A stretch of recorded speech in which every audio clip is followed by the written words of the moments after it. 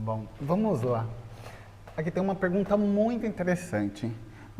Qual é a importância da oralidade e da ancestralidade dentro da religião? Total. Bem, primeiro vamos começar pela questão da ancestralidade. Não existe religião sem ancestralidade. Esse é o ponto básico e primordial de nossas culturas, em todos os aspectos religiosos, principalmente dentro de nossas tradições.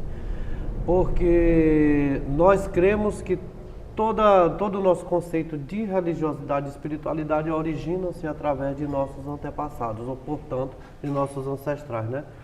Infelizmente, hoje em dia, essa palavra de ancestralidade é algo que vem se banalizando muito, né? Porque hoje em dia até alguém que mudou de pátria ou mudou de nacionalidade fala de ancestralidade sem saber o que aquela cultura representa dentro daquilo que é óbvio dentro das questões ancestrais, né? Então, mas nesse aspecto, a ancestralidade é algo fundamental porque é aquilo que somos. E diz que nós estamos onde estamos porque estamos sobre os ombros daqueles que vieram antes de nós. Então isso é ancestralidade. É a gente saber nos posicionar e saber que estamos aqui apenas para dar continuidade àquilo que nossos ancestrais, né, nos trouxeram como origem e nos deram como um berço de fé, um berço de ensinamentos, né? E aí entra esse outro fator, que é a questão da oralidade. Porque nossa religião, nossa cultura é basicamente isso, ancestral e oral, né? Oral porque nunca houve dentro dos ensinamentos, né? Tanto Ifá quanto Orixá, isso falando em África, né? Livros escritos sobre esse tipo de coisa. Obviamente agora, a partir daí de uns 30 anos para cá, que vem sendo feito esses resgates, esses registros, né? Mas até então, sempre essas tradições foram transmitidas de forma oral, ali de pais para filhos e assim sucessivamente, né? Agora, hoje em dia nós temos já alguns materiais, né, que estão sendo inscritos, estão sendo registrados sobre essas culturas e essas tradições.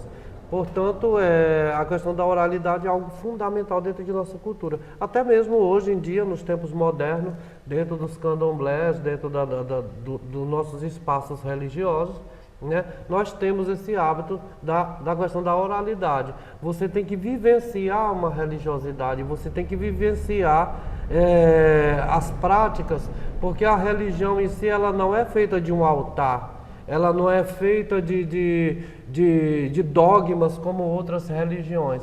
A nossa religião é algo vivenciado na prática, no dia a dia, né? Que vai desde a nossa cozinha, desde as nossas comidas, ao nosso estilo de vida, à nossa forma de vestir, à nossa forma de se comportar diante de outros grupos sociais. Então, e tudo isso está embutido dentro da oralidade, porque é aquilo que nós praticamos, é o que aprendemos a ser. Isso é importante ser sempre bem esclarecido. Nós somos simplesmente aquilo que nós aprendemos a ser através de nossos mais velhos, de nossos antepassados. E nós estamos sempre seguindo esse caminho de estar repetindo coisas, né, que fazem parte dessa nossa cultura e como uma forma de preservar, evitando que a gente se distancie dessas tradições e dessas memórias que é a nossa religiosidade. Portanto, isso é a nossa ancestralidade. Isso é importante. Babá, conta pra gente como que funciona os rituais de iniciações lá na África. Bem, é algo controverso também, que também não tem, vamos dizer, uma receita de bolo. Não existe um padrão. O padrão está nas práticas, dentro das práticas lógicas do culto daquela determinada divindade, né? Mas isso altera-se de acordo à região, porque são cultos regionais. Você tem que analisar, para que você tenha uma ideia mais ampla sobre tudo isso, você tem que observar que muitos desses orixás, né, são cultuados em regiões diferentes. Portanto, são culturas regionais e tradicionais familiares. Então, de uma região para uma outra região, há alterações. alterações e tradições que estão embutidas dentro dessas culturas, né, que são familiares. Mas, no geral, distancia-se muito daquela coisa que nós temos lá do Brasil, do candomblé, que você tem que passar 21 dias recolhido, 3 meses de quelê, 1 ano de preceito. Isso não existe, isso é surreal, algo surreal. Até mesmo porque o propósito da iniciação é a dinâmica da vida. Como que você vai ficar ali excluso de suas funções sociais, familiares, matrimoniais, né? Sendo que você iniciou-se justamente para que possa cumprir com o seu destino. E como que você vai se anular diante de tudo isso por um longo período? Qual a finalidade disso? Não há uma finalidade lógica, né? E antes de mais nada, porque eu sei que no Brasil, conhecendo o meu povo, nosso povo, eu sei que lá há essa questão do hábito de dizer que cada qual mexe a sua panela como quer. Tudo bem, até aí não tem problema nenhum. Mas não é algo que parte para o lado da realidade das coisas, né? Porque infelizmente dentro do candomblé nós herdamos uma cultura de senzala. Aquela coisa de querer impor sobre o outro seus próprios achismos, os seus próprios pontos de vista, muita da coisa que é imposta pela própria igreja, pelo catolicismo, entendeu? Essa coisa de não pode isso, não pode aquilo, que na verdade, se você for analisar, não está fundamentado dentro da cultura e nem da religiosidade, da espiritualidade dos povos africanos. São ideias mescladas da coisa do contexto africano com a sua maior proporção do cristianismo católico. Então é onde vem essas coisas do pecado, que é algo inconcebível dentro de nossas culturas, de nossas tradições religiosas, dentro do segmento africano. Essa coisa do pecado é inconcebível, isso é cristão, não é da espiritualidade africana. Então, Deus é uma coisa, Olodumare é outra. Ah, sim, o Deus judaico-cristão, o Deus de outras culturas é totalmente diferente de Olodumare.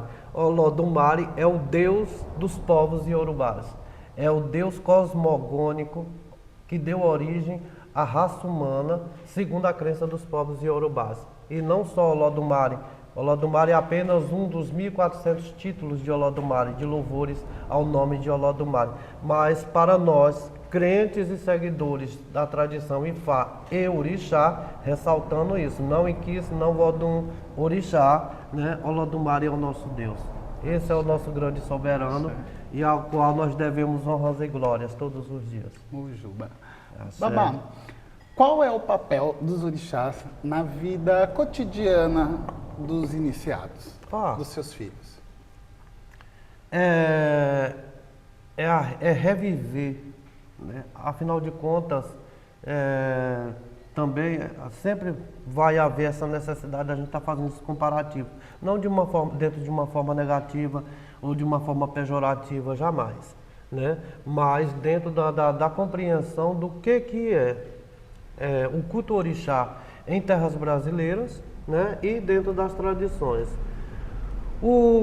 E tudo isso começa a partir do momento, Edé, que a gente analisa a visão dessa cultura. Você chega na Nigéria, você vai às casas, aos templos, às cidades onde aqueles orixás são cultuados, você percebe algo gritante logo de cara. Aquele orixá é um estilo de vida, é uma filosofia de vida, né? E uma forma daquelas pessoas, daquele grupo de pessoas, enxergar a vida, enxergar nosso mundo aí, a camará, entendeu? De como ele é visto e vivenciado. E o orixá nada mais é do que isso, da gente fazer essa introspecção, mergulhar em si mesmo e a partir desse momento você passar a compreender esse culto, né? Esse culto religioso, esse culto espiritual, como um direcionamento de vida. Apenas isso. Essa é a base do culto, né? Porque a partir do momento que você inicia, se você iniciou-se em Logum Edé, eu sou iniciado em Logum Edé, nós fazemos parte de um mesmo grupo social, entre outros, né? Mas nós somos este. Então, qual que é a nossa diretriz de vida? É ouvir os conselhos, as orientações espirituais dessa divindade e seguir isso como bússola de nosso caminho, né? E obviamente tudo isso se expressa através dos conselhos, das orientações de nossos antepassados, de nossos mais velhos, de nossos anciões, que é quem tem, vamos dizer, todo esse poder de orientação, e aqueles que estão à frente do culto e da tradição.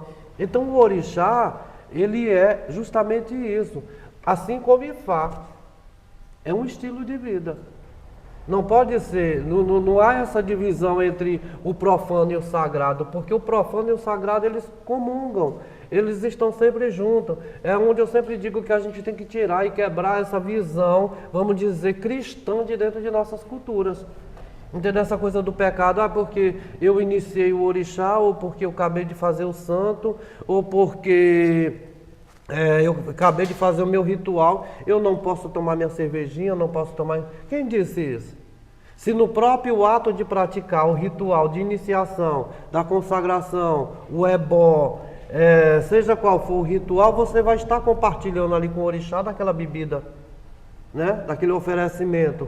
Você vai estar comendo com o orixá daquilo que você deu em sacrifício ao orixá. Entendeu? Isso já na visão do candomblé, é tabu, porque a pessoa iniciou, não pode tomar bebida e tudo mais. Espera aí, você não pode confundir a embriaguez, vamos dizer, a liberdade com a libertinagem, né? Mas você tem que compreender que tudo faz parte do mesmo universo. Porque se nós somos humanos e adoramos as divindades, é porque as divindades compartilham com nós de nosso dilema de existir. Nós existimos assim como eles existiram e nos deixaram esse legado de vida e esses conhecimentos para que nós possamos seguir os seus passos. Babá, essa é uma pergunta boa.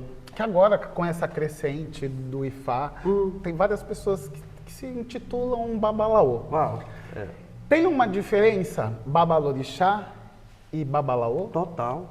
Explica pra gente. Total, porque existe o seguinte, você tem que entender o contexto do que é Ixexê. Na Nigéria nós chamamos todas as religiões de Ixexelabá. Ixexelabá é o conhecimento ancestral com o qual Deus preencheu o mundo para que as criaturas se dotassem de espiritualidade. São os antigos conhecimentos, as antigas práticas, como a prática do Ifá, a prática do orixá e tudo mais. Então veja bem, muitas pessoas confundem, em especial no Brasil, há certas narrativas de que um babalaô ele pode iniciar qualquer orixá, ele pode fazer de tudo, ele pode iniciar Egungun, pode iniciar Ebeoru, então é um equívoco, você não pode dar, dentro do conceito da espiritualidade iorubá, de Ixexelabá, você só pode dar aquilo que você tem. Se você não é iniciado em Ebeorum, como que você vai iniciar alguém em Ebeorum ou dar a esta pessoa conhecimento sobre Ebeorum? Se você não é um Olodjé, você não é iniciado no culto Egungun, como que você vai transmitir o conhecimento Egungun ou iniciar alguém em Egungun? O que prova que cada qual no seu quadrado. Se você é o Lorixá, começa daí. Se você é iniciado de Logun-Edé, você só inicia Logun-Edé. Você não tem o direito nem a autoridade de estar iniciando Oxum, Iemanjá, Xangô, como acontece no nosso Brasil. A partir do momento que a gente toma 7 anos, a gente pode iniciar os 21 orixás do panteão afro-brasileiro, né? Isso não acontece em terras iorubás, justamente porque orixá é uma tradição familiar. Se você é um praticante de Ixexê, do Essimbelé Orixá, entendeu? Como iniciado de Logun-Edé, você só vai iniciar Logun-Edé, porque você dará sequência a esta cultura, a esta religiosidade, aos ritos dessa divindade, tá? O mesmo acontece com Iemanjá, com Ogum, com Xangô e assim vai, sucessivamente. O mesmo acontece com Ifá. Não que Ifá seja um orixá, porque Ifá é o oráculo, mas a divindade do oráculo Ifá é Orumilá.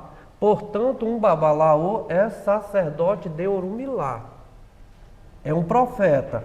É aquele que transmite através do Ifá as mensagens de Olodumare para a humanidade, para todos aqueles que buscam, né, os conhecimentos, os conselhos e tudo mais. Então, a diferença, não existe diferença de superioridade. O que existe aí são clãs, né? São clãs e cultos diferentes. Então, o sacerdote orixá, ele pratica o culto orixá, o sacerdote Ifá pratica o culto Ifá, o sacerdote Egungun pratica o culto Egungun, o sacerdote Ebé pratica o culto Ebé. Obviamente que há ali tradições familiares e famílias em que existem pessoas deste grupo, suponhamos, de Ebé Orum, que são iniciados em outros cultos. É muito comum você ver um babalaô que tem uma esposa que é uma Yalorixá. E dentro de sua família ali tem os Ogés, né? Tem os Holossães, tem os Elebés, as pessoas que praticam o culto de Ebé e tudo mais. Isso é muito comum. Agora, tratando-se de Babalaô e Olorixá, essas são as diferenças básicas, cada qual dentro de seu culto. Isso é muito bom. Babá, nos dias de hoje nós vemos sofrendo muita intolerância religiosa. Aí eu pergunto, como que o senhor vê a intolerância religiosa nos dias de hoje? Está muito diferente do que era lá atrás? Lá atrás era mais pesado, era mais rígido, hoje está mais tranquilo. O que o senhor vê, acompanhando todo esse tempo? Sim, isso é algo realmente muito relevante. Sempre a gente está trazendo na baila e debatendo essa questão, até mesmo porque, veja bem, obviamente que antigamente tudo era mais difícil, mas dentro de um determinado prisma, entendeu? Até mesmo porque não tinha todos os direitos que hoje nós temos. Só que houve uma desconstrução e um trabalho inverso dessas questões, porque hoje nós temos tantos direitos e os ataques não diminuíram, pelo contrário, aumentam cada dia mais. E infelizmente eu digo que muitas vezes isso começa por dentro do nosso próprio povo. Não é apenas ao ataque dos evangélicos, que hoje em dia nós temos mais esse dilema, né? Que esse é aqueles que se declaram nossos inimigos mortais, porque eles pegam o demônio cristão deles, da mentalidade religiosa deles, e tentam aplicar a nossa religiosidade. Eles deviam pelo menos observar que dentro de nossas crenças nós não temos essa crença do demônio. Isso é um mito, é um personagem mitológico da crença deles, que habita somente a cabeça dos cristãos. Você não vai ver hinduísta falando de demônio, você não vai ver budista falando de demônio, você não vai ver um praticante de espiritualidade africana falando de demônios. Isso está embutido, sabe, nesse credo distorcido do judaísmo cristão, né? Posteriormente da Igreja Católica, e hoje piormente como uma demonstração de loucura, de insanidade, em que os cristãos decidem atribuir tudo ao demônio, né? Eles vão lá, erram e é o demônio. Aí acontece que esse demônio eles não sabem como explicar, eles querem atribuir às nossas divindades. Aí eles querem comparar esses diabos da mente deles às nossas divindades, né? Mas isso tem um grande porquê, que isso, veja bem, existe a questão do racismo social, que está embutido dentro do racismo religioso e do preconceito religioso. Então isso já faz parte, essa coisa de demonizar a crença negra, a crença africana, né? E a forma deles nos atingir e de nos retalhar, querer nos jogar lá para o lado do esquecimento, das sombras novamente, é justamente praticando esse tipo de intolerância que infelizmente hoje está instalada dentro do poder político e todos os setores da sociedade, em especial dentro das igrejas evangélicas. Na verdade, a gente vê muito isso hoje, até nas redes sociais, Sim, aquelas páginas de marmotagem, aquelas inúmeras coisas, e isso de uma certa forma vem só denegrindo cada vez mais. Denegrindo e fortalecendo essa questão, não é? Agora, infelizmente, você veja que esse problema é um problema que não é externo, é interno. Porque, infelizmente, entre nosso povo há uma competição de ego.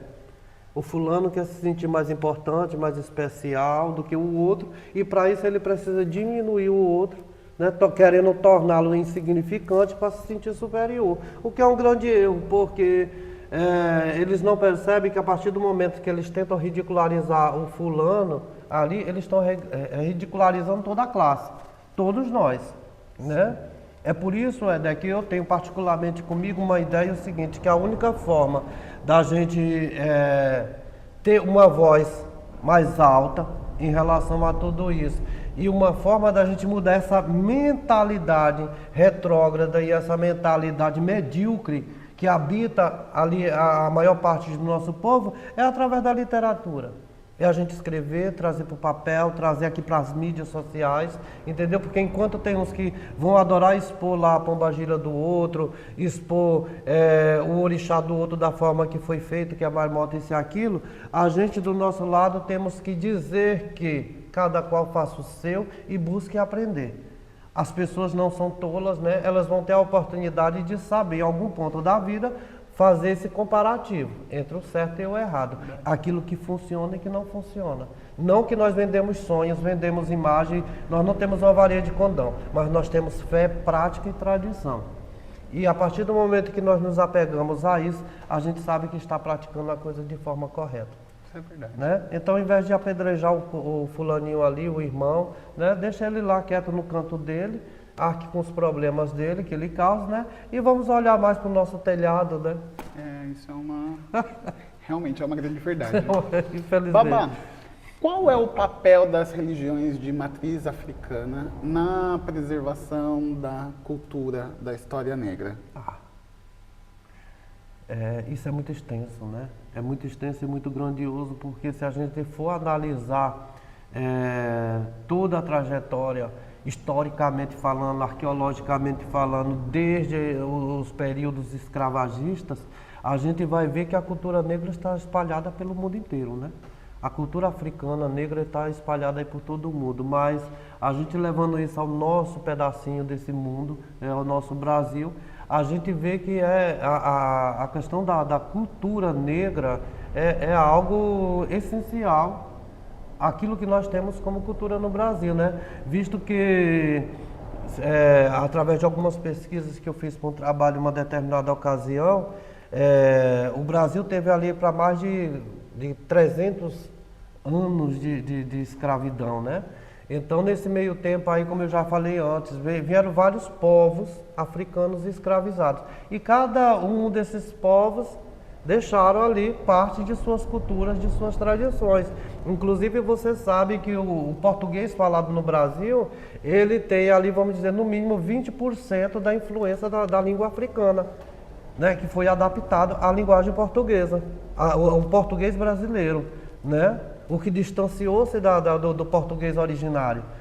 Então você veja que dentro dessa mesma linha de raciocínio, inclusive dos próprios iorubás, os iorubás foram a maior etnia, o maior grupo africano que foram levados como escravos para o Brasil.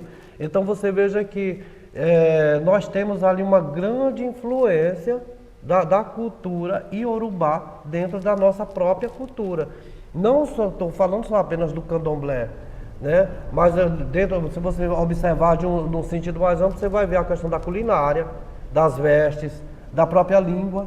Nós temos muita língua do iorubá falada dentro do nosso português, né? E diversas outros pontos. Então, dentro de um contexto geral, a cultura africana impactou muito grandiosamente a estruturação de toda a cultura brasileira. Não é à toa que nós somos o segundo maior país negro fora da África, né? Aliás, o primeiro maior país negro fora do continente africano, né? Então isso não é algo irrelevante, isso é algo consideravelmente importante para as nossas culturas e as nossas tradições. Você pode ver que dentro de todas essas divisões estaduais de nossa federação do Brasil, você vê que cada região, cada estado brasileiro tem influências diretas do período colonial, né? E também ligada aos povos negros que ali estiveram durante o período de escravidão. Então você veja que não tem como se falar de Brasil sem a gente falar de cultura e tradição africana, que está estritamente ligado uma coisa à outra, né? Desde a nossa musicalidade, a nossa culinária, nossos vestes, nossos estilos de vida e tudo mais. Isso é algo inegável. Babá, como as novas gerações podem se aproximar agora da religião com respeito? É algo que merece uma análise bem profunda, né? Porque veja bem, antigamente as tradições do candomblé, tudo que nós aprendíamos, voltar à questão do candomblé. Tudo que nós aprendíamos era aquilo que nós tínhamos a oportunidade de aprender dentro de nossos espaços religiosos, né? Através de nossos pais, nossos parentes, dentro da comunidade do candomblé. E aquilo era replicado, né? Replicado, triplicado e passado adiante por gerações. Assim aconteceu. Mas hoje nós temos a tecnologia. Hoje nós temos aqui na palma da mão uma informação que você pode abrir ali uma mídia social e você está conectado diretamente com a África, seja ela qual for. Ou Nigéria, ou Benin, ou Togo, Gana, Jamaica, né? Coisas que estão relacionadas a essas nossas culturas. Então, o que eu vejo que é importante a gente está observando para preservar e resgatar essas tradições é justamente ser responsável com aquilo que nós consumimos de conhecimento. Porque antes não se tinha um grande conhecimento porque não tinha acesso a esses conhecimentos. Hoje nós temos acesso a esses conhecimentos, só que esses conhecimentos são distorcidos. E infelizmente também é da cultura de nosso povo desvirtuar as coisas para poder dar um bom jeitinho brasileiro, né? Hoje em dia nós vemos aí babalorixás do candomblé, eles criticam tanto a questão do Ifá, da reafricanização das tradições orixá, mas eles querem os adereços da África, eles querem andar ornados com adês de reis, de obás, com roupas africanas e tudo mais. Então, por um lado, eles negam a tradição, abominam porque fala que é um modismo, mas por outro lado, eles querem ter o direito de usarem aquilo. Então, qual é a impressão que passa? Que tudo é uma mercadoria, que você vai ali no mercado, você tem um dinheiro, você compra, você tem autonomia, você tem o direito de usar aquilo, né? E esquecem-se que tudo isso faz parte de uma cultura e uma tradição. Então você veja bem, antigamente, aí uns 20, 30 anos atrás, dentro do candomblé, a gente ouvia dizer o quê? Apenas para dar sentido a essa analogia. A gente ouvia dizer que esses orixás que nós cultuávamos no Brasil eram orixás que tinham abandonado a África, etc. e tal e tudo mais. Tá, tudo bem, uma narrativa que foi criada, de repente era necessário isso naquele tempo, né? Que o Yorubá que se falava dentro dos terreiros era um Yorubá arcaico, por isso não existia mais na África. Veja bem, aí você me fala de uma cultura de 10.064 anos. O que impactou o período da escravidão à África? Nada. Impactou para os continentes que recebeu isso e infelizmente aos nossos ancestrais escravizados. Mas para a África não alterou em nada, não mudou nada. Não veio nenhum orixá vivo da África para o Brasil. Vieram na memória e na lembrança dessas pessoas que trouxeram a religiosidade. E hoje ainda tem pessoas que estão presas a essas narrativas e acreditam que ainda é assim. Mas se você vai à África, você vai ver Exu, Ogum, África, que eu digo Nigéria, entre os povos iorubás. Você vai ver o culto de Exu, Ogum, Oxóssi, Iemanjá, Ossani, Oxalá, Iemanjá, Oiá, todos esses que foram para o Brasil. Aí você me fala o seguinte: em um panteão, vamos dizer ali, de mais de 460 divindades, orixás, o Brasil foi apenas 21.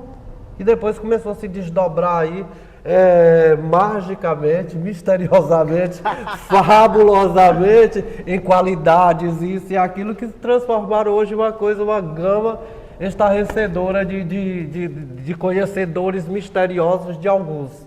Entendeu? Que na verdade não é fato, né? Mas essas divindades ainda estão hoje sendo cultuadas na Nigéria. Nesse exato momento, tenha certeza que Ogum está recebendo sacrifício, Exu está recebendo sacrifício, Iemanjá, Oxum, Obatalá, Ossan, Xangô.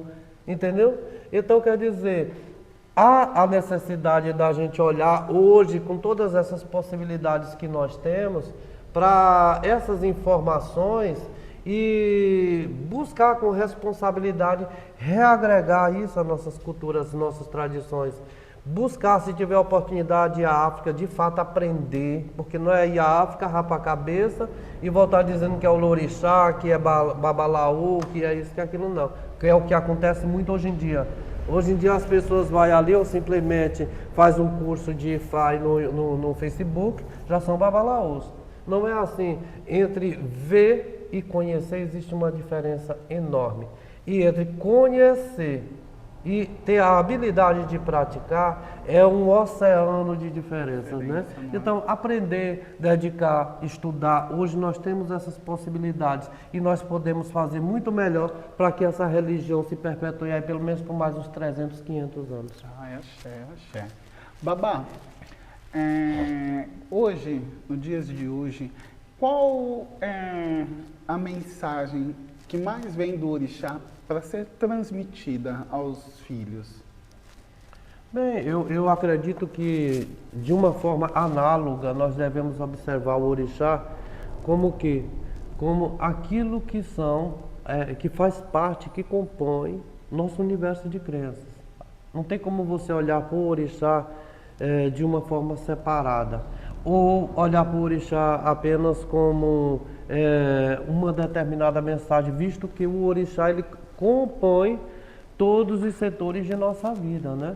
Então, o que eu vejo, eu particularmente falando, né, o que eu considero que é importante é que nós busquemos ser mais responsáveis com nossas culturas, nossas tradições, que sejamos mais dedicados e responsáveis ao ensinar, a transmitir os ensinamentos, os conhecimentos, né? Gente, vamos quebrar essas correntes, esses grilhões das senzalas, parar com esses exageros de preceitos, de resguardo, disso, que isso não faz parte de nossas tradições.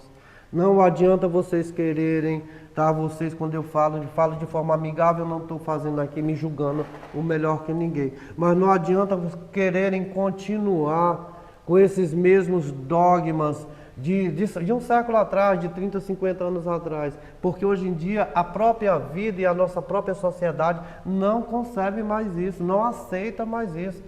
A nossa própria dinâmica de vida não permite mais que uma pessoa fique ali 21 dias dentro do quarto santo, 3 meses de querer, 1 ano sem sexo, sem tocar sua vida de uma forma normal. Inclusive, se observar, até nossas próprias leis já não amparam determinadas coisas.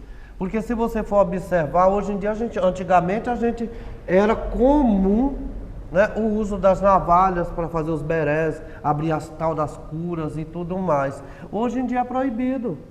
A própria lei proíbe esse tipo de coisa, né? E por inúmeros fatores, desde o risco a machucar a pessoa, como transmitir um problema de doença e tudo mais. E a gente tem que ser atento, porque se nós queremos garantir os nossos direitos, nós temos que respeitar a lei.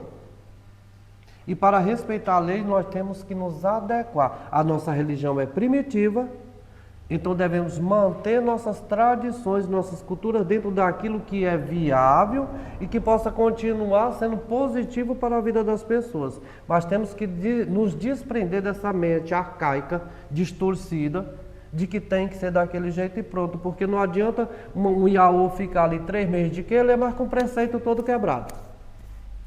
Entendeu? Como a gente sabe que acontece muito dentro dos candomblés, dos melhores. Não estou falando de candomblé simplórico, estou falando dos melhores, né? Então a gente tem que parar com essa hipocrisia e de querer cobrar dos outros aquilo que a gente não é capaz de fazer. É isso que eu penso. Verdade. Babá, bom, como eu havia falado com o senhor, nós tivemos inúmeras perguntas nas nossas caixinhas no Instagram.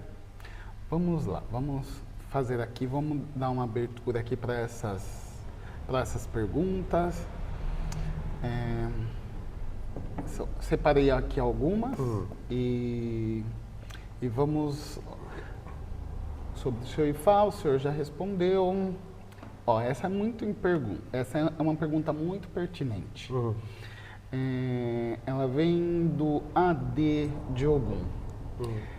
Até onde vai a autoridade de um babalorixá na vida pessoal de um filho de santo? Uau, essa é bem interessante mesmo, de fato.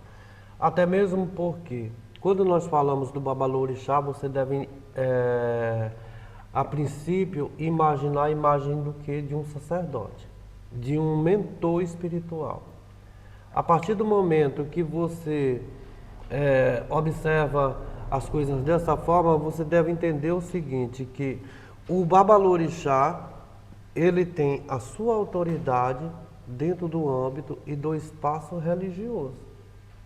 A partir do momento que você está dentro do espaço religioso e que você está ali para praticar os seus rituais, suas iniciações, consagrações, seus ebós, seja lá o que for, né?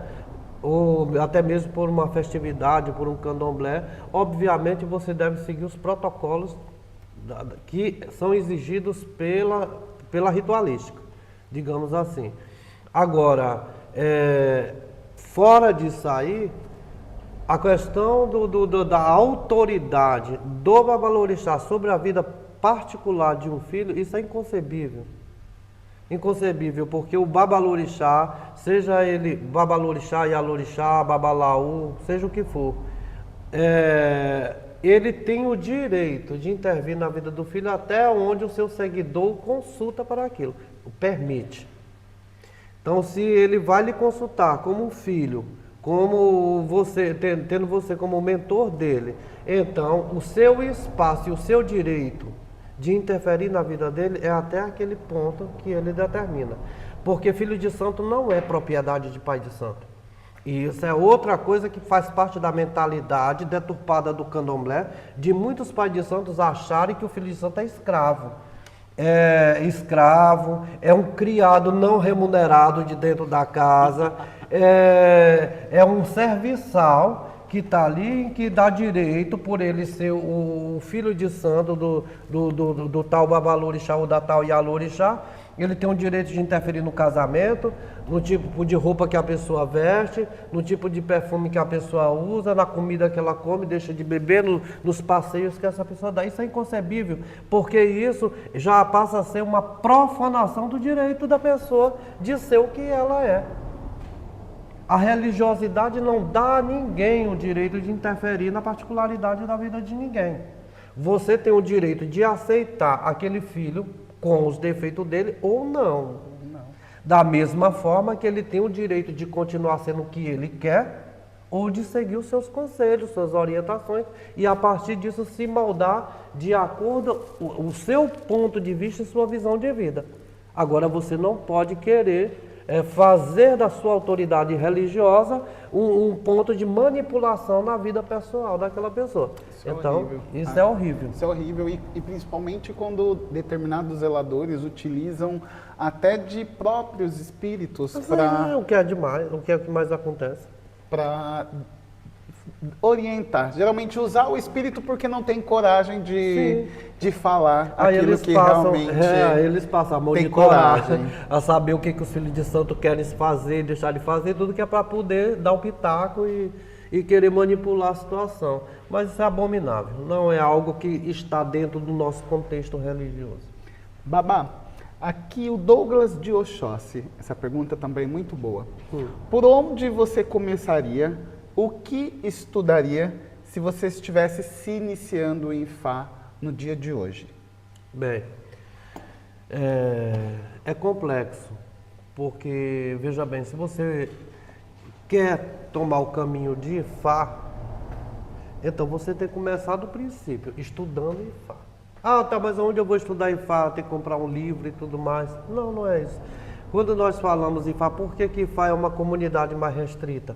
Porque o Ifá você aprende com os seus sacerdotes. Não diferente da questão do orixá.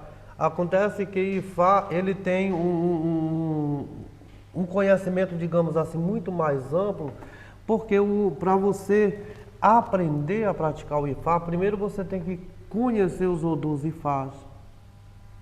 A partir do momento que você conhece esses odus, os 16 Odu Abá, depois os 240 modus que fundindo-se ali, juntando-se, dá 256 odus. Bem, não é pouca coisa, né? Aí você aprender aí pelo menos 7 versos de cada odu. O que envolve cada um desses odus, os conselhos, orientações, tabus, nomes, os orixás de apoio e tudo mais, isso requer um longo período de estudo, né? É tanto que tem muitos dentro da própria Nigéria, de famílias tradicionais de Ifá, em que eles vão estudar Ifá na casa de outras famílias, entendeu? E só depois que eles se tornam, vamos dizer, conhecedores, pelo menos do básico, que envolve esse universo de Ifá, é que eles voltam, retornam, fazem seus Itefás, suas iniciações Ifás, né? Para poder, a partir daí, tornar-se em babalaôs. Mas veja bem, para começar, o ponto de partida de Ifá, tudo tem que ter um ponto de partida. E obviamente que eu estou falando de África. Agora, em nossa diáspora, nós não temos essa mesma dinâmica. Até mesmo porque não é uma tradição de nossos países, né? Então, qual que é o princípio de tudo isso? É você se aproximar de alguém que seja confiável. Hoje em dia, existem muitos babalaôs que não sabem nem onde começa nem termina. E eu não estou aqui dizendo que eu sou o Papa, eu sou apenas um aprendiz no caminho do Ifá, tá? Mas já tenho uma trajetória e sei um pouco, pelo menos para poder guiar os meus e orientar a mim mesmo, né? Mas procurar saber a história dessa pessoa, a vivência dessa pessoa no meio, entre os iorubás, entre os babalaôs, entre seus sacerdotes. A partir daí, viu que é uma pessoa confiável, que é uma pessoa correta diante daquilo que propaga, né? Dá o seu primeiro passo, fazer seu Ixefá. A partir dali você vai ter seus iquins, você vai receber sua Adele Ifá, onde você vai começar a fazer sua adoração Ifá. Vai ter o seu primeiro contato de fato com aquilo ali, aprender a fazer suas libações, suas orações, o seu Ifá, suas pequenas práticas, o que vai te habilitar a um estudo mais profundo. A partir daí, né, você tendo a confiança e a certeza dessa família que você está, você dê um passo maior, vá lá, faça seu Itefá e por aí você vai conseguir trilhar um bom caminho dentro do Ifá. Porque até mesmo para você ir para o Itefá, não precisa você ter todo o conhecimento do Ifá, né? Porque a partir do momento que você foi para o Itefá, você é babalaô. Se você passou pelo Itefá, você é babalaô. Agora, o que te diferencia de um babalaô profissional e conhecedor do Ifá para um babalaô não profissional é o conhecimento. A mesma coisa eu digo em relação ao orixá. O que te diferencia de um bom olorixá profissional, de um olorixá praticante, de um olorixá não praticante, é o conhecimento. A partir do momento que você teve aquela vivência dentro da comunidade, que você aprendeu o culto do orixá, que você aprendeu as práticas, todo o universo de práticas que são feitas ali de adoração àquela divindade. Aí amanhã você se inicia, você já é um olorixá. E um olorixá já com sua bagagem, com seu conhecimento. Diferente de um olorixá que é iniciado há 20 anos, mas não tem vivência nenhuma dentro daquilo, não tem nenhum tipo de conhecimento. Então, o que vale mais? É os anos de iniciado ou o conhecimento e seu pouco ano de iniciado? Entendeu? E aonde entra aquela questão que a gente fala no Brasil, que idade não é posto, né? Verdade. Isso é uma grande verdade, Babá. Babá, a Luane Gomes, ela perguntou se por acaso em algum momento você se arrependeu de estar iniciado na espiritualidade.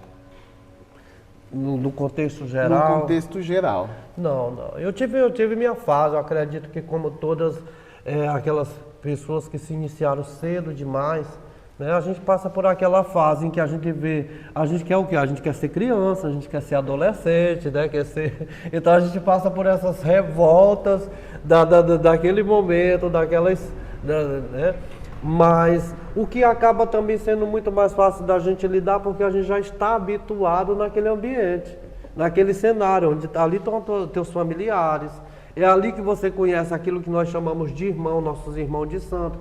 Então, quer dizer, é a nossa pequena sociedade, nosso pequeno mundo, e dentro desse pequeno mundo tem tudo que a gente, né, precisa para viver. O que faz com que a gente tenha essas pequenas revoltas nessa fase da criancice e da adolescência é justamente querer conhecer coisas fora, conhecer né, as libertinagens do mundo, não do que, né, nos falte alguma coisa.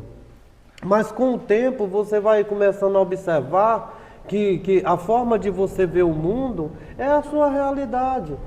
E é muito mais fácil você olhar para a sua realidade e se sentir satisfeito e completo com isso, do que tentar buscar a realidade dos outros e que você não sabe do que é composta, né?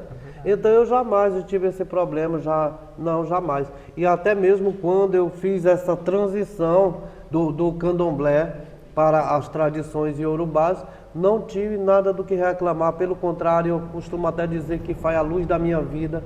Ifá me resgatou dos equívocos, me resgatou daquela profunda ignorância e também foi a luz da minha vida, porque foi um marco onde eu de fato comecei a observar todo o contexto existencial, pelo menos o meu, e de todo aquele povo que eu tinha, que me seguia dentro do candomblé, meus iaús, meus filhos de santo e tudo mais, me fez enxergar a possibilidade de guiá-los e de me autoguiar por um caminho melhor, mais leve, sem tantas amarras e sem tantas imposições. Olha uma coisa aqui. Essa vai gerar polêmica. Vamos lá. Qual é a melhor opção para lidar com o ego dentro da casa de orixá? É complicado. É complicado. Essa pergunta, diga-se de passagem, vem de Oiá Calungi, o Jonathan. Ah, ok. Polêmico como o dono da pergunta. Bem, é difícil lidar com essa questão do ego, porque eu acredito que tudo é um ponto de vista, né? A partir do momento, você sabe, você não é criança dentro do candomblé, você já é uma pessoa adulta, né? E como todos aqueles que vieram antes, né? Eu falo também do meu tempo, eu me iniciei no candomblé em 82. Então, veja bem, o que nós temos hoje nós não tínhamos antigamente. Antigamente, nossos orixás saíam ali no Chitão. Eu estava até conversando com os meninos. Antigamente nós não tínhamos Ecodidé, Leque, essas coisas que hoje em dia a gente encontra facilmente, que sempre existiu na África, sempre fez parte das ritualísticas iniciáticas, né? Mas nós não tínhamos. Aqui no Brasil, o Iaô, todo mundo sabe, todo mundo aí que é dessa época de 80 para lá sabe que o Iaô era pintado com pemba, o Ecodidé era uma pena pintada de vermelho, e assim, e nem por isso o orixá deixou de ser orixá. Porque foi esse Logun Edé que lá em 82 eu iniciei, nessas condições, que me levou à África. Coisa que não permitiu aos meus ancestrais, mas me permitiu a mim. Então veja a grandeza de tudo, veja a grandeza do Ifá, a grandeza do orixá. Então, agora como que você vai olhar com o ego diante de tudo isso? Você sabe onde eu acho que de fato surgiu toda essa questão do ego? A partir do momento que o orixá perdeu espaço para os sacerdotes, os pais e as mães de santo. Em que eles acham que é possível iniciar um orixá com 2 galinhas, mas eles têm que estar vestidos no rechilier, ou nas boas roupas africanas. Eles podem dar ao orixá ali um acarajé feito com massa de última qualidade, mas eles têm que estar com contas de corais e seguis exorbitantes no pescoço, entendeu? Então, a partir do momento que o orixá perdeu o seu lugar de relevância para a ostentação daquele povo que supostamente diz que pratica e adora o orixá, foi que a coisa distorceu-se, né? E o ego dessas pessoas foram se inflamando cada vez mais, e acontece que desagou em tudo isso hoje. Então é difícil lutar contra isso, porque é apenas uma questão de compreensão. Nós temos que compreender o quê? O que que nós adoramos? Quando nós viemos para a festa de Logun Edé, aqui na casa de Pai Edé Tumbi, nós temos que olhar o que? Nós estamos vindo adorar Logun Edé. Obviamente o Pai de Santo vai estar bonito, a casa bem arrumada, bem organizada e tudo mais. Mas nós não podemos nos esquecer que ali nós viemos prestigiar o rei. E o rei é rei de sua casa em qualquer lugar. E todos que estão ali são adoradores do rei. Então nós viemos para prestigiar o orixá, nós viemos para louvar o orixá e tudo mais. Ou a gente tem esta compreensão de priorizar o orixá e dar ao orixá a divindade, a relevância que a ele cabe, entendeu? E sabermos que nós somos apenas seguidores e adoradores, né, das divindades, ou então o ego vai se tornar sempre maior e a divindade vai perder o seu status. Então a forma que eu vejo de lidar com tudo isso é justamente nos conscientizarmos, sabe, nos colocarmos no nosso devido lugar, sabendo que o orixá não tem que botar a cabeça para pai de santo, é o pai de santo que tem que botar a cabeça para o orixá. Afinal de contas, eles são os deuses, nós somos os adoradores, né? É Deus que criou as criaturas, não foi as criaturas que criaram Deus. Muito bom. A gente tem que começar a combater o ego, eu creio que daí, né? Sim, sim. Essa pergunta também é muito pertinente. Ela vem da Isis. A Isis pergunta: o que acontece se não cumprirmos com os nossos acordos feitos no Orum? Então, aí onde entra Ifá. Veja bem, as pessoas, sempre que eu cito dessas questões e as pessoas perguntam, e eu cito Ifá, as pessoas dizem, mas o orixá não sabe disso. Veja bem, se nós olharmos historicamente e cosmogonicamente, todas essas histórias, você vai perceber que o orixá, muitos deles foram seres humanos igual a nós, apenas com poderes extraordinários, entendeu? Mas eles também tinham propósitos e destinos. Eles também fizeram pactos no Orum antes de chegar no Ayê. Então o que acontece? Ifá nos explica, né, que quando nós embarcamos na nossa viagem de vida, né, nosso Adiolayê, nossa viagem de vida, antes disso nós nos ajoelhamos diante de Olodumare e pedimos o nosso destino. Ifá está ali testemunhando, porque o Ifá é o registro de tudo. Então o Ifá está testemunhando tudo aquilo que nós escolhemos como viagem de vida, como destino para viver nesse mundo físico. E no meio de tudo isso, esses acordos são feitos, né? Tanto em relação a Suebé, se você já convivia entre outros membros de Suebé lá no Orum, né? Se você casou-se por lá, se você teve filhos e tudo mais, tudo depende desses pactos que foram feitos lá em cima. Ou dos pactos de existência, dos pactos de vida que você fez para vivenciar nesse mundo. O que acontece se você não cumpre com esses pactos? É óbvio que nós não nos lembramos desses pactos. É óbvio que nós não recordamos disso, porque isso está na nossa pré-existência, como seres humanos. O único que pode ter o poder de nos relembrar isso é Ifá. Como? Através de Odu, através de uma consulta Ifá, de um Dafá. Porque quando você vai consultar o Ifá vai falar do momento que você está passando. E se esse momento de sofrimento, ou de dificuldade, ou de guerra, conflito, seja o que for, entendeu? Está relacionado a alguma quebra de tabu, a quebra de algum pacto, a quebra de alguma situação que você assumiu compromisso de chegar aqui e fazer, você automaticamente se esqueceu. Então Ifá vai te relembrar disso, por isso Ifá recomenda o ebó. A partir do momento que você faz o ebó, você está apaziguando essas energias espirituais que estão lutando contra você. Então o impacto de quebrar esses tabus, né, é totalmente catastrófico quando somos conscientes desses tabus. Mas a partir do momento que você não tem consciência desses tratados ou desses pactos, como que você vai ser cobrado por algo que você não conhece? Obviamente o que vai acontecer é que a própria espiritualidade ela vai te guiar por caminhos que vai te fazer chegar a esse esclarecimento. Fora isso não tem como, entendeu? Então nem Olodumare, nem uma divindade orixá, seja quem for, vai te culpar por você estar quebrando determinados pactos, sendo que você não tem conhecimento desses pactos. O que acontece é que em muitos casos a quebra desses pactos, as suas atitudes como ser humano, vai despertar a ira desses ajoguns, ou essas energias que vão tentar lutar contra o seu destino, né, diante daquilo dos compromissos que você assumiu e você não está cumprindo. Mas isso aí acontece como aquele movimento do causa e efeito. Sim. Não é demônio nenhum, não é orixá nenhum que está batendo. Orixá não está aqui no mundo para bater em ninguém. Ifá não está no mundo para bater nem matar ninguém. Se vende muito orixá, falando, se você não for fazer, você vai morrer. Fato, exato. Agora, o que é isso? Se o pacto que o orixá tem com você, na tua existência, é justamente de vir te apoiar na tua caminhada, na tua viagem de vida. Como que o orixá vai te bater? Como que o orixá vai te machucar, vai te matar e tudo mais, se você não rapar a cabeça, se você não fizer santo, se você não fizer... É um absurdo. Isso é charlatanismo.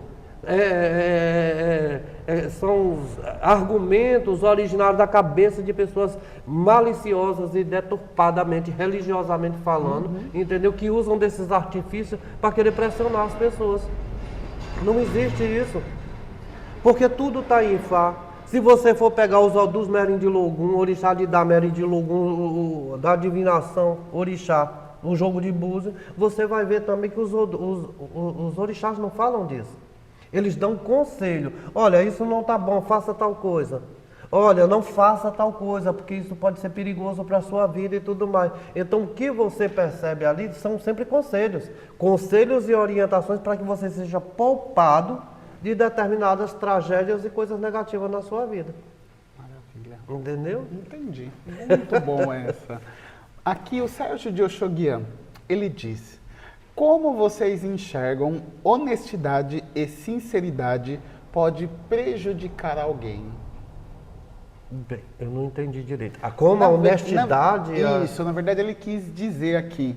Até que ponto a honestidade e a sinceridade pode prejudicar alguém dentro da religião? Bem, vamos assim dizer. Existe um verso de Ifá que diz que a verdade andou centenas de anos e nunca chegou a lugar nenhum. Mas a mentira sempre estava de casa cheia. Entendeu? Então, mas existe um outro ponto dessa cultura e dessa religiosidade que diz que o nosso caráter é o pai de todas as bênçãos e o Apelé é o pai de todas as dádivas. Então, tudo que nós temos que fazer é justamente uma análise ampliada do que a gente vê como honestidade. Porque, de repente, algo que é honesto para um é desonesto para outro. Sim. Né? Algo que é correto para um é errado para outro. Agora, a honestidade, ela parte do princípio de quê? De que nós não podemos lançar mão de artifícios como esses que a gente estava falando anteriormente, para poder tirar proveito de uma situação. Ora, você pode considerar honesta uma pessoa que você vai lá no determinado babalorixá, e a lorixá, seja quem for, consultar, e porque a pessoa percebe que você tem uma condição financeira melhor, mas você está fragilizado diante de um determinado problema. Então a pessoa vai inventar um monte de história ali que você vai morrer, que teu parente vai morrer, ou que vai acontecer uma tragédia e tudo mais. Para quê? Para tirar proveito da situação. Então me diga, esta pessoa está sendo honesta, correta? Claro que não. Ela não está sendo honesta. Ela está usando da sua fragilidade, do seu problema, do seu momento, para tirar proveitos de seus recursos, entendeu? Em prol dela mesma, não em prol da divindade. Então, o que a gente tem que analisar e observar como honestidade dentro de nossas práticas é ser honesto conosco mesmo. A gente tem que ser honesto com a gente mesmo, com nossa própria consciência, com nosso próprio ori, diante daquilo que fazemos e daquilo que nós praticamos. É a mesma coisa, você como babalorixá diz a uma filha de santo sua: olha, não faça isso, minha filha, porque isso pode lhe causar problema tal, tal, tal. Aí depois ela vem: ai pai, que eu estou atravessando um problema assim, assim, assado. Mas você fez aquilo, você evitou fazer aquilo que eu lhe aconselhei. Ela vai dizer: ah, eu fiz tudo que você me disse, mas não deu certo, não aconteceu. Então quer dizer, o próprio ori dela vai depor contra ela, porque você deu o conselho correto, você foi honesto. Agora ela, movida pela desonestidade e pela vontade de fazer aquilo que ela queria, ela precisou ser desonesta com sua verdade para justificar o erro dela. Isso acontece muito. Então isso é muito amplo. A gente olhar essa questão da honestidade dentro da religião é algo muito complicado, complexo.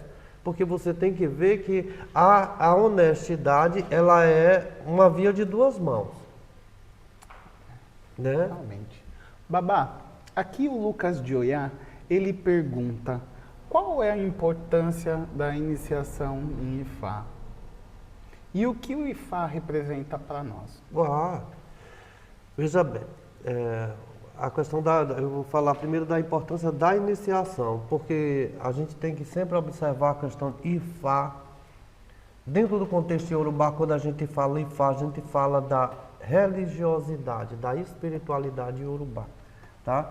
Que muitos pensam que é apenas um culto isolado, mas este culto não está lá isolado, porque isso confunde-se com a questão do Ixexê, entendeu?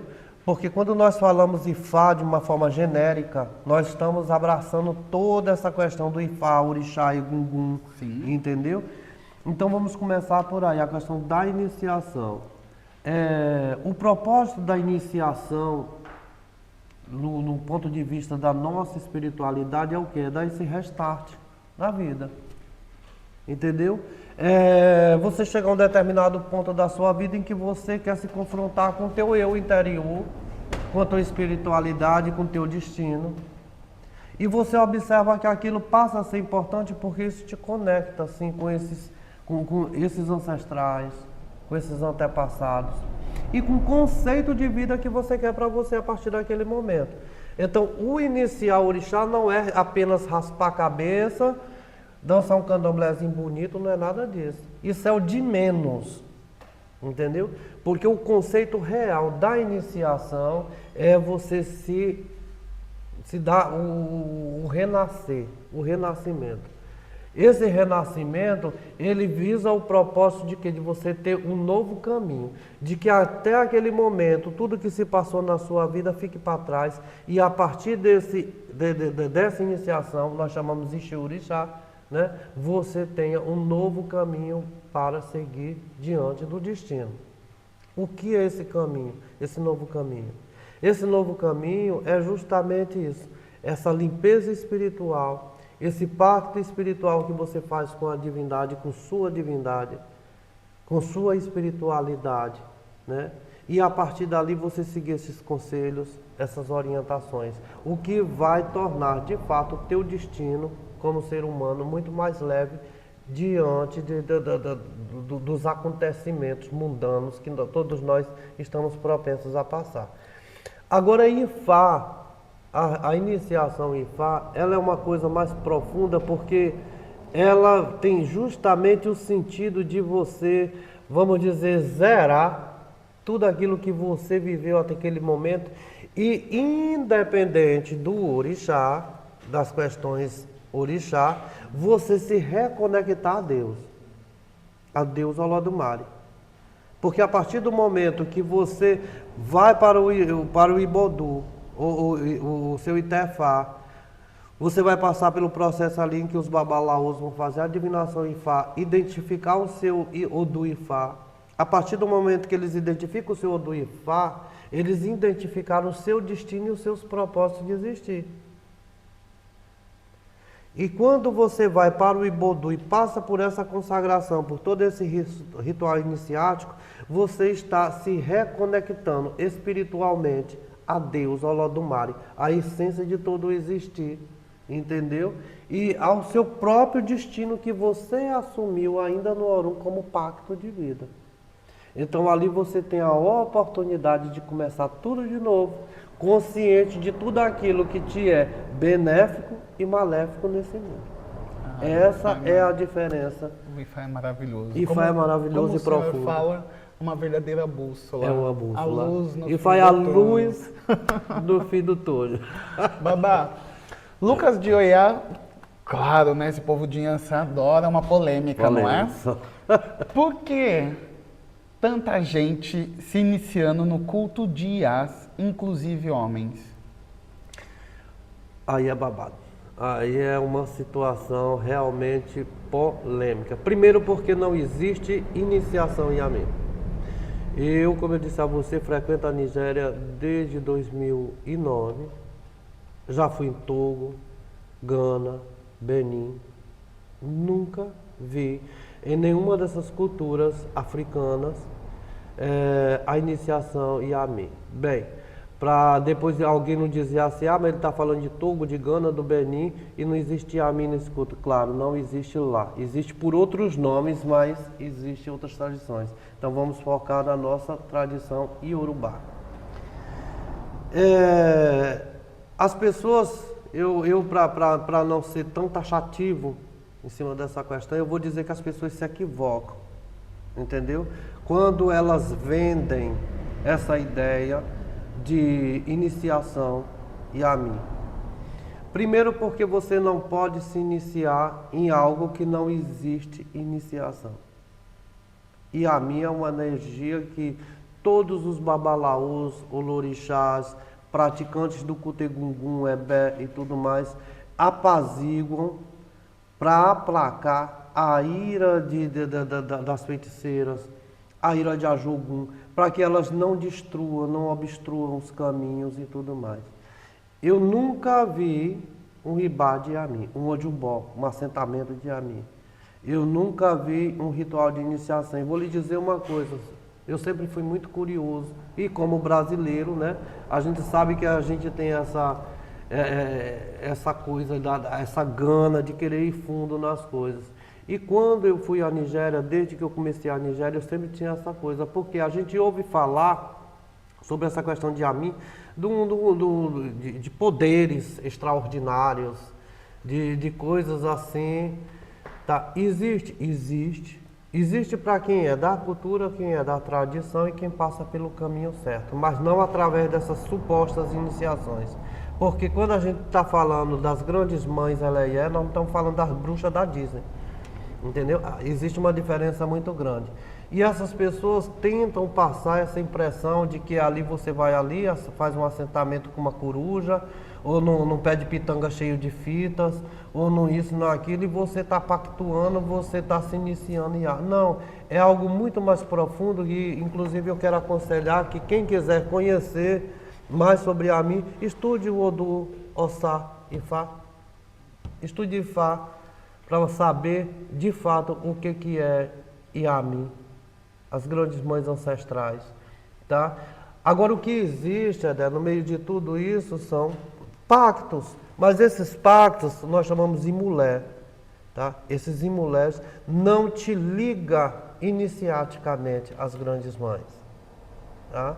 São como medicinas ou algumas magias, entendeu? Que inclusive existe muitas, não só o imulé, que é esse pacto, mas existe Ayenuayê, imulé abá, Aonabá, Okiki, vários outros tipos de magias que você usa delas para complementar o IPC, que é o ritual apaziguatório, que você usa para tomar com bebida, para potencializar sua energia com magias, nos seus rituais, ou outras para proteção, outras para atrair fluxos de clientes, de dinheiro, coisas nesse aspecto.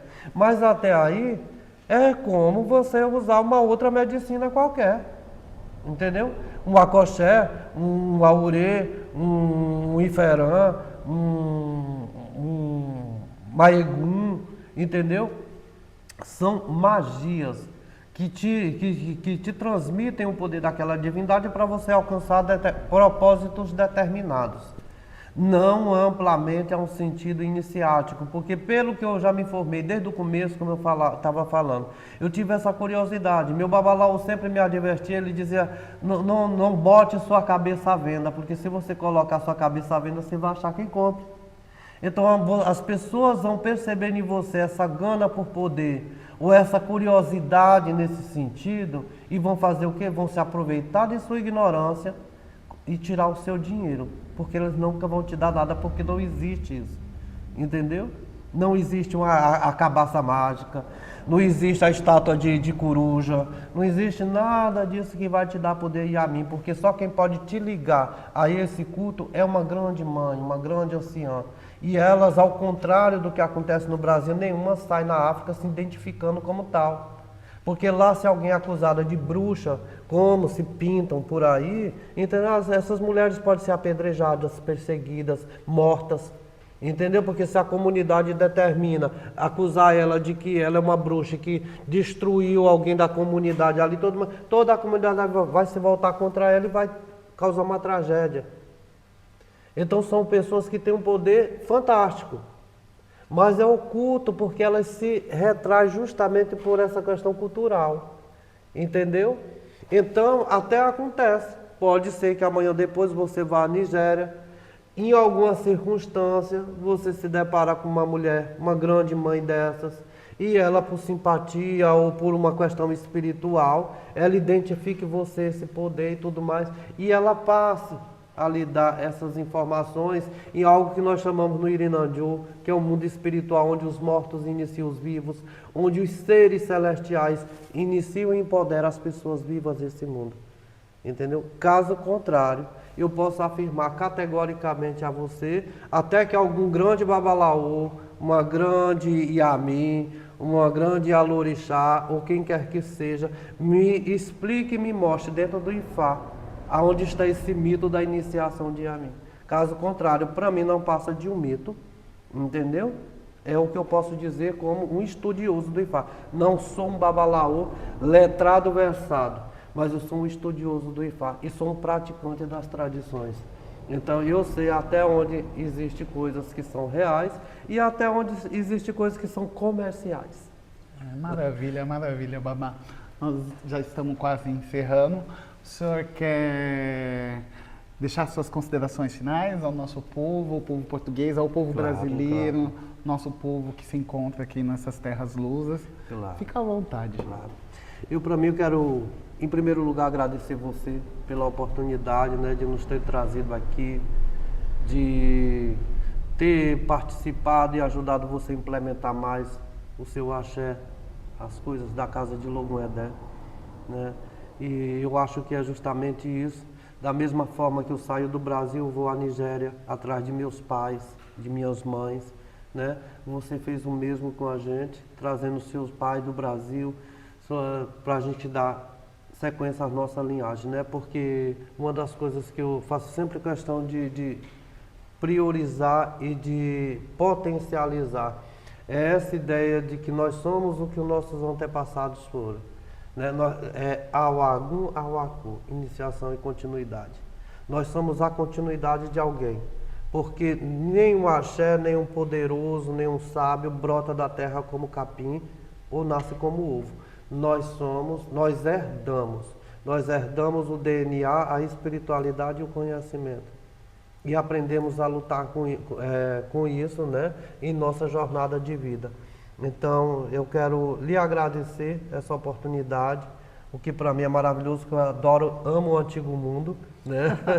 Então, isso para mim é fantástico. Eu tive a oportunidade de ver lugares lindos aqui e quero deixar a todas as pessoas daqui esse abraço cordial e pedir que Olodumare e Ifá, todas as nossas divindades possam lançar uma luz mais profunda e um desejo mais profundo no coração de cada um, uma luz para que possa clarear a mente e um desejo mais profundo no coração de cada um, de se aprofundar, conhecer mais a fundo essas culturas, essas tradições que tanto foram perseguidas, que tanto foram maltratadas, mas resistentes, tanto que estamos aqui ainda hoje. E tenho certeza que enquanto o mundo existir, nossa mãe Onilé, né, Ifá estará sobre a terra e os orixás continuarão sobre ela. E, no geral, a todos os grandes e amados meus irmãos brasileiros, filhos que eu encontrei por aqui também, dizer para eles que foi uma felicidade vê-los aqui, encontrar, ver que o nosso povo é resistente, nosso povo que sonha, né, está aí pelo mundo e construindo seu pequeno espaço, mesmo em terras estranhas, né? Apesar que aqui eu não considero uma terra estranha por ser uma das mães de nossa pátria. Então, eu acho muito importante tudo isso e dizer a você, continue o seu trabalho de cabeça erguida, honesto e corretamente como você tem feito e conte sempre com sua família Brasil, com sua família Iliobá Segum no Brasil, com sua família Sotra Yorubá no Brasil e com sua família também na África, de onde nós temos a origem de nosso conhecimento e as bênçãos daquelas divindades que sempre nos apoiarão, em nome de Olodumare. Axé. Modupé Pupu. Boriboiê. Quero deixar aqui o meu muito obrigado a todos vocês que prestigiaram até o fim. Ficam com Deus, ficam com o Olodumare, hein? Porque existe a diferença. Existe. Fique com o Olodumare e em breve nós estaremos aqui com mais conteúdos importantes. Então não se esqueça, subscreva e deixa o joinha, tá bom? Um beijo, abraço, Aboroboiê.